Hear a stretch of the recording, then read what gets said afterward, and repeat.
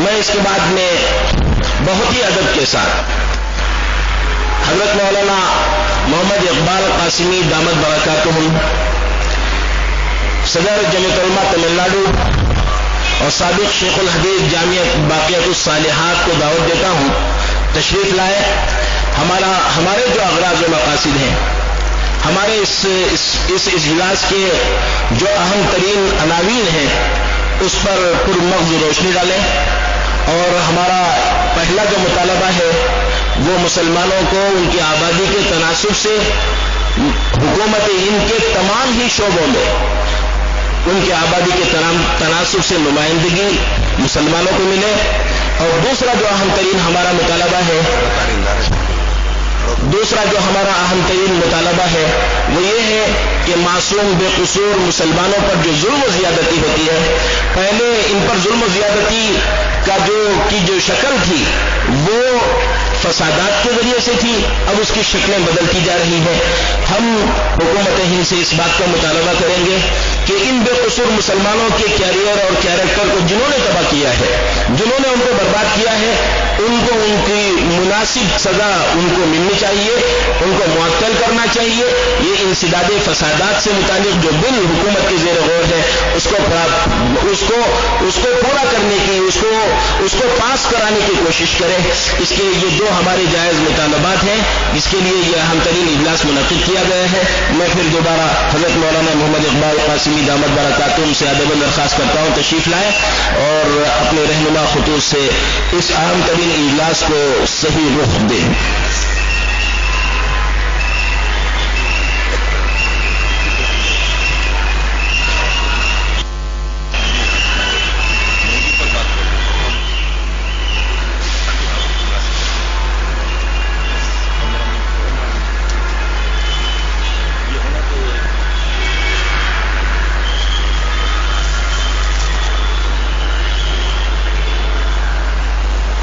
نحمده ونصلي على رسوله الكريم.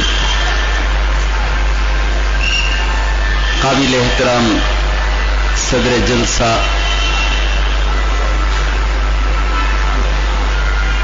ہمارے مہمانان خصوصی اور معزز علماء کرام، پورے کرناٹک سے اضلاع سے آئے ہوئے ذمہ دار حضرات، جمعیت سے تعلق رکھنے والے میرے احباب، محترم بزرگوں، میرے عزیز ساتھیوں، الحمدللہ ایک بڑی فکر لے کر ہم یہاں جمع ہوئے ہیں. جب جمع ہوئے ہیں تو ہمیں بہت سنجیدگی کے ساتھ اس اجلاس میں پوری توجہ کے ساتھ بات کو سن کر مقصد کو سامنے رکھنا چاہیے اور پھر کچھ فیصلہ کرنا چاہیے. جو فیصلہ ہماری اجتماعی زندگی، ہماری سیاسی زندگی، سماجی زندگی کے لیے، ہمارے مستقبل کی تعمیر کے لیے مفید ہو، ایسا فیصلہ آپ لوگوں کو کرنا ہے جس کا اثر صرف اس صوبے پر نہیں، پورے ملک پر، حکومت کے ایوانوں پر ہمارے اس فیصلے کا اثر پڑے. ہمارے سامنے کچھ مسائل، ہمارے ضروری سلگتے مسائل ہمارے سامنے آئیں گے جو وقت کی ضرورت ہے. اس میں ہمارا کیا حصہ ہے، ہم کیا کردار ادا کر سکتے ہیں، یہ ہمیں یہاں پر بتایا جائے گا. آپ اور ہم مل کر کیا کر سکتے ہیں، کیا ہونا چاہیے، کس طرح ہمارے مطالبات کو مؤثر طریقے سے رکھا جائے، اس طرح کہ اس سے فائدہ ہو. صرف بیانات، جلسے، جلوس اور میڈیا میں تھوڑا سا کوئی تصویر آ گئی، کوئی عنوان لگ گیا اور بات ختم، مسلمان مطمئن ہو گیا، بھائی پیپر میں بات آ گئی، ایسا ہرگز نہیں ہونا چاہیے. بہت ضروری بات یہ ہے کہ ہم سنجیدہ ہوں، اپنے مسائل میں سنجیدہ ہونا بہت ضروری ہے، مسلمانوں کو متوجہ ہونا، اجتماعی زندگی سے جو ایک طرح کی ہماری غفلت ہے وہ دور ہونا ضروری ہے۔ اللہ کرے کہ یہ ہمارا اجلاس ہماری اس غفلت کو دور کرے، ہمارے متحد ہونے، ہماری آواز میں جان اور قوت پیدا کرنے میں یہ اجلاس اہم رول ادا کرے، یہ وقت کی بہت ضرورت ہے۔ میرے دوستو بزرگوں، سب سے پہلے مختصراً اس ملک میں ہماری حیثیت کیا ہے، ہماری سیاسی حیثیت کیا ہے، آئینی حیثیت کیا ہے، کچھ تاریخی حقائق کی روشنی میں اسے آپ حضرات کے سامنے رکھنا چاہتا ہوں۔ اگرچہ بہت لمبی تاریخ ہے، بہت لمبی تاریخ، ہندوستان میں مسلمانوں کی آمد ہو، یہاں ان کی حکومت اور سیاسی غلبہ ہو یا آزادی کی لڑائی ہو، ہماری قربانیاں ہوں، بہت لمبی تاریخ ہے، لیکن میں اسے سمیٹتے ہوئے 3-4 بہت ہی اہم نکات، اہم باتوں کی طرف توجہ دلانا چاہتا ہوں، اور اس کی طرف سے بڑی ہماری غفلت ہے۔ پہلی بات میں یہ کہنا چاہوں گا کہ اللہ رب العزت نے اس دنیا کو آباد کیا تو حضرت آدم علیہ السلام کو اس سرزمین پر اتارنے کے لیے، اس زمین پر اتارنے کے لیے اسی ہندوستان کے جنوبی خطے کو اللہ نے منتخب کیا۔ حضرت آدم علیہ السلام ہندوستان کے جنوب میں ٹریونڈرم ہے، توتکوڑی ہے اور سری لنکا میں، یہ تینوں کے درمیان کا علاقہ جسے سراندیپ کہتے ہیں، پرانی تاریخوں میں اللہ نے اس علاقے کا انتخاب کیا۔ حضرت آدم علیہ السلام یہاں اترے۔ آدم علیہ السلام پہلے موحد، پہلے مسلمان اور پہلے نبی تھے۔ میرے دوستو بزرگوں، اللہ نے اس خطے میں اتارا۔ ہندوستان جو ہے اس کے شمال میں کوہ ہمالیہ ہے جہاں بہت زیادہ برف جمتی ہے، سب سے اونچی پہاڑی۔ جنوب میں بڑے بڑے سمندر، 3 سمندر ہیں، اور درمیان میں موسم ہندوستان کا ایسا ہے کہ زیادہ گرمی بھی ہے، صحرا کی گرمی بھی ہے، اور اسنو فال کی سردی بھی ہے، برف باری کی سردی بھی ہے۔ معتدل علاقہ جیسے ہمارا جنوب کا علاقہ ہے، نہ زیادہ سردی نہ زیادہ گرمی۔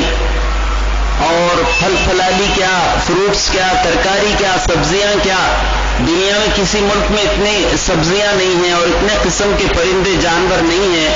اللہ نے اس علاقے کو آدم علیہ السلام کے لیے منتخب کیا، سراندیپ میں اتارا۔ ساری تاریخوں میں حضرت ابن عباس رضی اللہ عنہ سے نقل کیا گیا ہے کہ حضرت آدم علیہ السلام کے لیے یہ خطہ انتخاب کیا گیا، اور حضرت آدم علیہ السلام کے پوتے اور اس کے بعد ان کی اولاد یہاں بس گئی۔ حابیل کا قصہ، قابل حابیل کا جو قصہ آپ قرآن میں پڑھتے ہیں وہ اسی سراندیپ کے علاقے میں ہوا۔ حابیل کے بعد تاریخ ہمیں نہیں ملتی، اس کے بعد تو انسانی آبادی پھیل گئی۔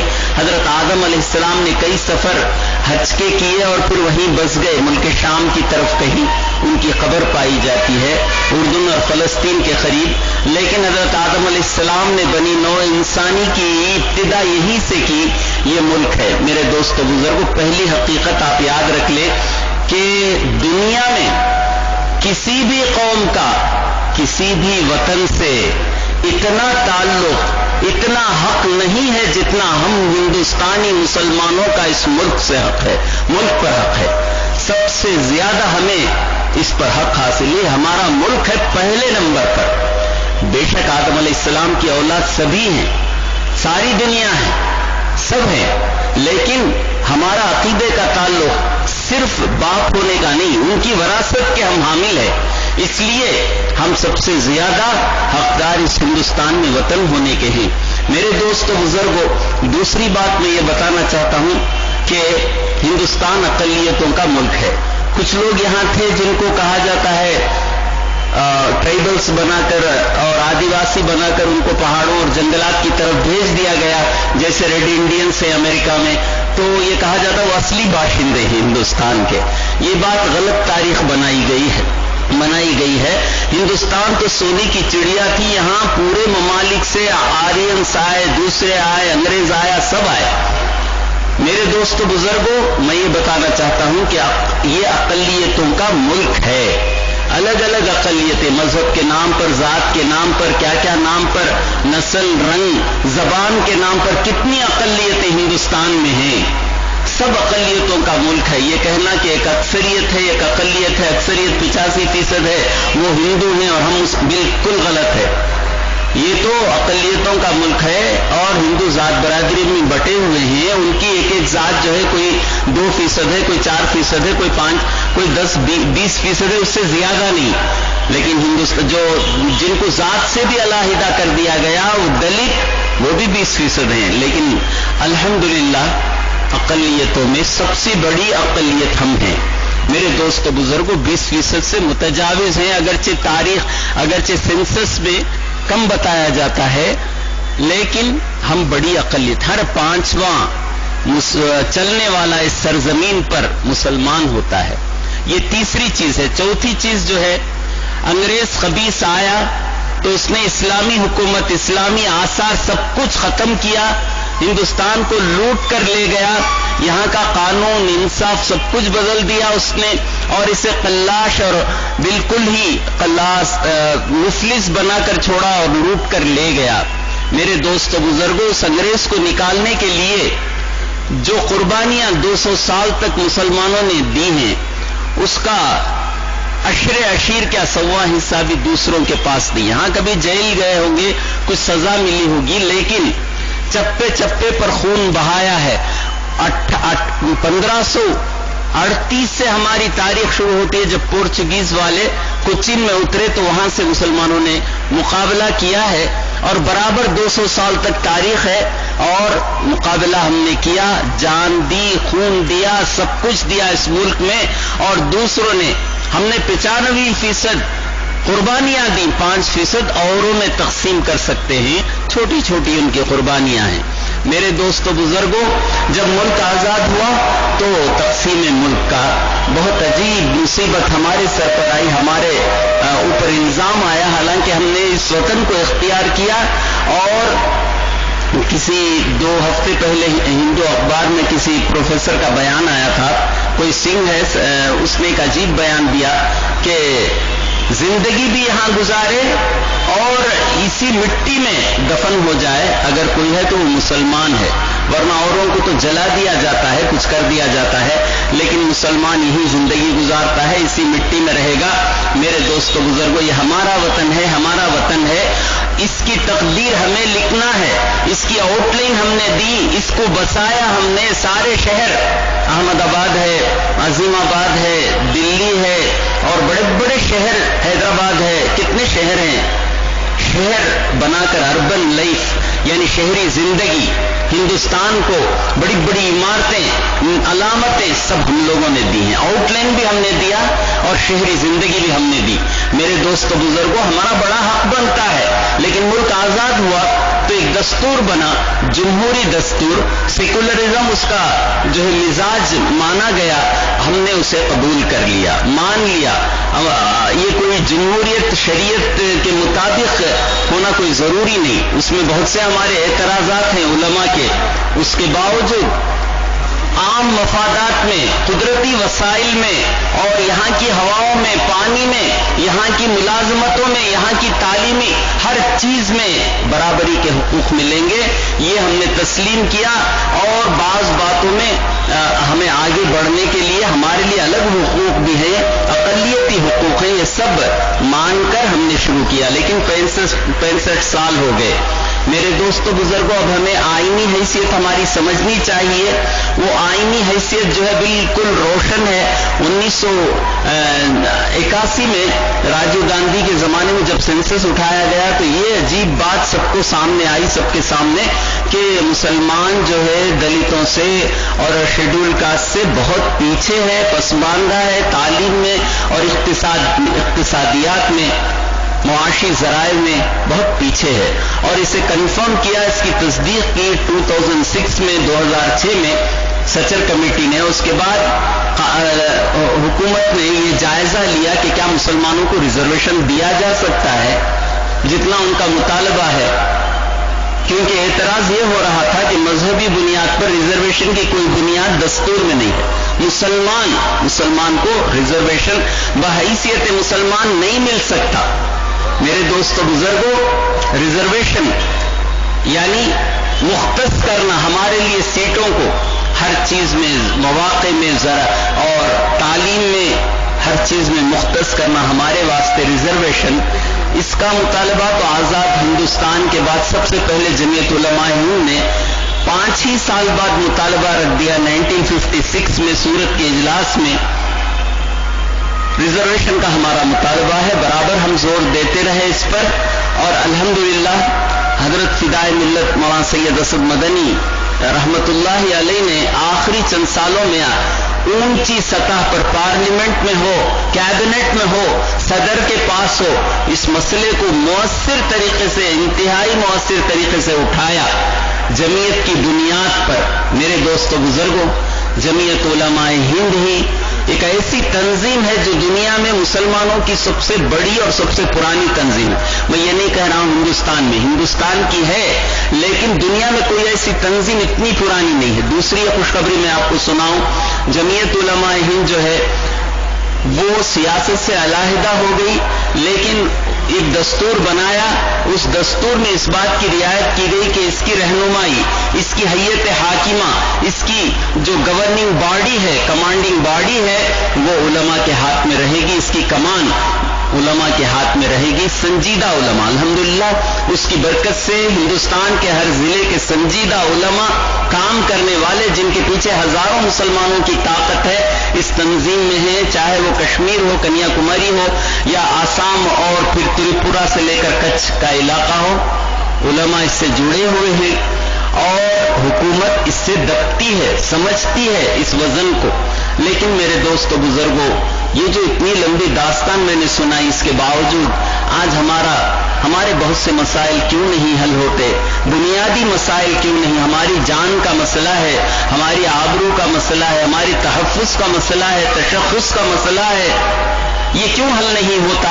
ہم کیوں وزن ڈال نہیں پاتے؟ ہمارا سیاسی وزن صرف ووٹ لینے کے وقت ہم یاد آتے ہیں، ہم سے جھوٹے وعدے کیے جاتے ہیں، اور بڑی آسانی سے کرسی پر بیٹھتے ہی بلا دیے جاتے ہیں. کوئی بھی پارٹی ہو، کتنی ہی سیکولر ہو، اور مسلمانوں کے نام سے وہ حکومت بناتی ہے. تمل ناڈو جیسے علاقے میں 7% زیادہ سے زیادہ مسلمان ہیں. 27 ایسی اسمبلی سیٹیں ہیں جہاں فیصلہ مسلمانوں کے ہاتھ میں ہے، وہ حکومت پر بٹھاتے ہیں مسلمان. آندھرا پردیش میں 37 ایسی سیٹیں ہیں. پورے ہندوستان میں 144، کم از کم 90 اضلاع ایسے ہیں، 90 علاقے، پاکٹس ایسے ہیں جہاں مسلمان فیصلہ کرتا ہے اور حکومت پر بٹھاتا ہے. میرے دوستو بزرگوں، اس کے بعد مسلمان کو بالکل لات مار کر الگ کر دیا جاتا ہے. مسلمان کی گردن پر لات رکھ کر اس کے خلاف فیصلے کیے جاتے ہیں. ہر فیصلے میں مسلمان کو نظر انداز ہی نہیں، اس کے مخالف ایجنڈے لائے جاتے ہیں، فیصلے کیے جاتے ہیں. اور جمعیت علماء اگر بیدار نہ ہوتی تو کبھی کا ہندو راشٹر بن چکا ہوتا. میرے تو گزر جمعیت علماء ہدار رہنما ان کی جماعت ہے جو قرآن حدیث میں بڑی بصیرت رکھتے ہیں، ملک کے حالات پر نگاہ رکھتے ہیں، سوشل اور سیکولر اور نیشنلسٹ ہیں، جان دی ہے اور سمجھتے ہیں کہ اللہ نے قرآن اور حضور کا اسوہ ہمیں دے کر ہمیں رہنما بنایا ہے. ہمیں صرف مسلمانوں کو نہیں، ملک کو بھی لے کر چلنا ہے. اور یہ ملک ایسا ہے کہ پوری دنیا کے لیے بہت زمانے سے نمونہ ہے، اور ساری دنیا کے مسلمان ہندوستان کو دیکھتے ہیں. دارالعلوم دیوبند یہاں پر ہے، مرکز جماعت کا یہاں پر ہے، اور بڑے بڑے مدارس ہیں، اور جمعیت علماء ہند یہاں پر ہے. ایسی تنظیم کہیں بھی نہیں جو علماء کی سرکردگی میں چلتی ہو. میرے دو بزرگوں، یہ علماء بصیرت فیصلہ لیں. 2 مسائل، اگرچہ تجاویز بہت ساری ہیں، لیکن بنیادی طور پر 2 مسائل پر زیادہ زور دینا ہے. پہلا مسئلہ جو ہے وہ ریزرویشن سے متعلق ایک تجویز آپ کے سامنے آئے گی. میں نے اس کے بارے میں تھوڑا سا ذکر کر دیا. تجویز بہت اچھی ہے، تفصیلی ہے، ایک ایک لفظ کو غور سے سنیں، پوری سنجیدگی سے سنیں، اور اس کے لیے آپ منظوری دیں. اور ایسے ہی نہیں کچھ بیان ہو رہا ہے، 4 آدمی ہاتھ اٹھا، آپ بھی ہاتھ اٹھا دیں، ایسا نہیں. آپ سن کر اور آپ اس تجویز کی منظوری دیں. دوسرا جو ہے انسداد فرقہ وارانہ تشدد دوسری تھے جس کا انسداد فساد، یہ چیزیں پارلیمنٹ میں بل آنا تھا، لیکن کیبنٹ میں یہ محسوس کیا گیا ان کی انٹیلیجنس کی رپورٹوں کے بنیاد پر کہ عام مسلمان اس سلسلے میں سنجیدہ نہیں ہے. یہ لیڈران اور یہ پارٹیاں مسلمانوں کی یہ آواز اٹھاتی ہیں، عام مسلمان کو اس کا احساس نہیں ہے. بڑے افسوس کی بات ہے کہ یہ ایک حقیقت بھی ہے. ریزرویشن یعنی تعلیم میں آگے بڑھنا، اس کا کوئی ہمیں احساس نہیں ہے. ہمارے ہزاروں بچے ہر ضلع میں، ہر صوبے میں ایسے ہیں جن کے ماں باپ 10 سال کے بعد 5ویں کلاس کے بعد ان کو روک لیتے ہیں کام کے لیے، ہو چائے دینے کے لیے، ڈرائیور لے کر کھڑے ہونے کے لیے، اور دکانوں میں اور یہاں وہاں کام کرنے کے لیے کارخانوں میں چھوٹے بچوں کو لگا دیتے ہیں. میرے دوستو بزرگوں، میں اسے بیان کر نہیں سکتا. میں نے اپنی آنکھوں سے منظروں کو دیکھا ہے، بہت بڑا زخم ہے، میں اسے کھولنا نہیں چاہتا. کتنے بچے، ان کی معصومیت ختم ہو رہی ہے، ان کی بچپن، ان کے وہ ادائیں، وہ ناز سب برباد کر رہے ماں باپ، اور ان کو تعلیم نہیں دلاتے، اور اپنی چھوٹی موٹی آمد کے لیے ہفتے میں 300-200 روپے کمانے کے لیے کاموں پر لگا دیتے ہیں اور تعلیم کی طرف متوجہ نہیں ہوتے. یہ ہمارا جرم ہے، سمجھتے نہیں. تعلیم جو ہے اسی سے ہماری کیفیت، ہماری طاقت، ہماری پہچان بن سکتی ہے. میرے دوستو بزرگوں، تعلیم میں پوری طرح جٹنا چاہیے ہر ماں باپ کو اپنی آمدنی اولاد کے لیے الگ کر کے، اور پھر ریزرویشن کے مطالبے میں جان پڑے گی. ورنہ صرف ریزرویشن کا مطالبہ کریں، 10th کے بعد کالجوں میں کہاں پہنچتے ہیں مسلمان، اور بڑے کالجوں میں تو پہنچتے ہی نہیں. ریزرویشن لے کر کیا کرے؟ اسکول میں 5ویں میں ڈراپ آؤٹ، 8ویں میں 10ویں میں اس طرح ڈراپ آؤٹ ہو جاتے ہیں. اس لیے حکومت نے جو محسوس کیا صحیح ہے. دوسری بات، انسداد فسادات، اس میں حکومت کی بہت بڑی کوتاہی ہے. فسادات پلاننگ سے کیے جاتے ہیں اور اس کا علم انٹیلیجنس کو ہے، اس کے باوجود جو ہے کوئی کارروائی تدارک کی نہیں ہوتی، فساد ہوتا ہے، مسلمان لوٹتا ہے، پٹتا ہے، پھر قید بھی مسلمان ہی کیا جاتا ہے. میرے دوستو بزرگوں، اس کے لیے قانون، مضبوط ضروری قانون بننا چاہیے. ارے مسلمان کو تم کچھ نہ دو، کم از کم جینے دو. یہ بھی نہیں کرتے، مارتے ہیں. کہیں مسلمان ترقی کر رہا ہے تو اسے ختم کرنا ضروری سمجھتے ہیں. میرے دوستو بزرگوں، اس کا کون ذمہ دار ہے؟ اگر تم نہیں کر سکتے تو ہٹ جاؤ، ہم تمہیں ووٹ نہیں دے سکتے. تو ووٹ تو ایسے ہی تمہیں مزے کرنے کے لیے، ملک کو لوٹنے کے لیے نہیں دے رہے، ہم نہیں دیں گے. تم مجرم ہو، تم بیٹھتے ہو، لوٹتے ہو، کھاتے ہو، مزے کرتے ہو. اس لیے ہمارا ووٹ چاہیے، مسلمان کا ہرگز نہیں ملے گا. ہم حق و انصاف پر، عدل و انصاف پر ووٹ دیں گے. اس کے علاوہ اور ہمارے تشخص وغیرہ کے بارے میں بڑی اچھی تجاویز ہیں. ہر تجویز کو آپ غور سے سنیں اور ہمارے علماء کرام کے خطابات کو غور سے سنیں. اللہ کے واسطے سنجیدہ ہوں اور ایسے مضبوط فیصلے کریں جس کا اثر اعلیٰ سطح تک، ایوان بالا تک پوری قوت سے پہنچے. وآخر دعوانا ان الحمدللہ رب العالمین.